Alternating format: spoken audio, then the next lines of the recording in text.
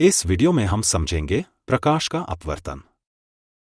प्रकाश का अपवर्तन एक ऐसी घटना है जिसमें प्रकाश किरण एक माध्यम से दूसरे माध्यम में यात्रा करती है। जब यह प्रकाश किरण एक माध्यम से दूसरे माध्यम में जाती है और उसकी दिशा बदल जाती है या वह मुड़ जाती है, तो इस घटना को प्रकाश का अपवर्तन कहा जाता है। आइए इस घटना को विस्तार से समझते हैं। मान लीजिए हमारे पास एक आयताकार कांच की पट्टी है। इस कांच की पट्टी से एक प्रकाश किरण गुजर रही है। जब यह प्रकाश किरण कांच की सतह पर गिरती है, तो इसकी दिशा बदल जाती है और यह सीधी न जाकर एक अलग मार्ग पर चलने लगती है। जैसा कि हम देख सकते हैं, प्रकाश किरण वायु माध्यम से कांच माध्यम में जा रही है। कांच माध्यम की घनत्व वायु माध्यम की तुलना में अधिक होती है, जिसके कारण प्रकाश की गति कांच में बदल जाती है और इसी वजह से प्रकाश की दिशा भी बदल जाती है। इसी घटना को हम प्रकाश का अपवर्तन कहते हैं। हम प्रकाश के अपवर्तन को इस प्रकार परिभाषित कर सकते हैं। जब कोई प्रकाश किरण एक माध्यम से दूसरे माध्यम में जाने पर अपनी दिशा बदलती है, तो इस घटना को प्रकाश का अपवर्तन कहते हैं। प्रकाश के अपवर्तन को समझाने के लिए 3 नियम दिए गए हैं। इन तीनों नियमों को समझने से पहले कुछ बुनियादी शब्दों को जानना जरूरी है। अपवर्तनांक।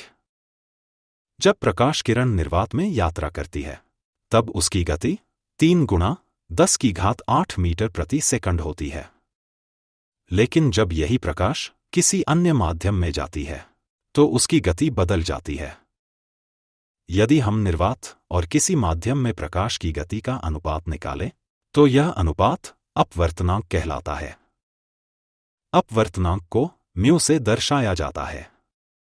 वायु माध्यम को विरल माध्यम कहा जाता है और इसका अपवर्तनांक μ1 होता है। कांच माध्यम को सघन माध्यम कहा जाता है और इसका अपवर्तनांक μ2 होता है। एनिमेशन में हम देख सकते हैं कि आपतित किरण और अपवर्तित किरण लंब के साथ अलग अलग कोण बना रही हैं, जिन्हें क्रमशः I और R से दर्शाया जाता है। आइए अब समझते हैं प्रकाश के अपवर्तन के नियम।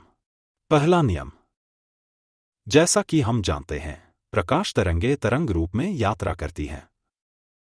जब प्रकाश तरंग विरल माध्यम से सघन माध्यम में जाती है, तो उसकी वेग और तरंग दैर्ध्य बदल जाती है, लेकिन उसकी आवृत्ति और चरण समान रहते हैं। दूसरा नियम। आपतित किरण, अपवर्तित किरण और लंब तीनों एक ही समतल में स्थित होते हैं। तीसरा नियम। इस नियम के अनुसार आपतन कोण के साइन और अपवर्तन कोण के साइन का अनुपात हमेशा समान होता है। इसे हम स्नेल का नियम कहते हैं। इस वीडियो में अभी के लिए बस इतना ही। अगर आपको हमारा ये वीडियो अच्छा लगा, तो हमारे इस चैनल को सब्सक्राइब करें, इस वीडियो को लाइक और शेयर करें।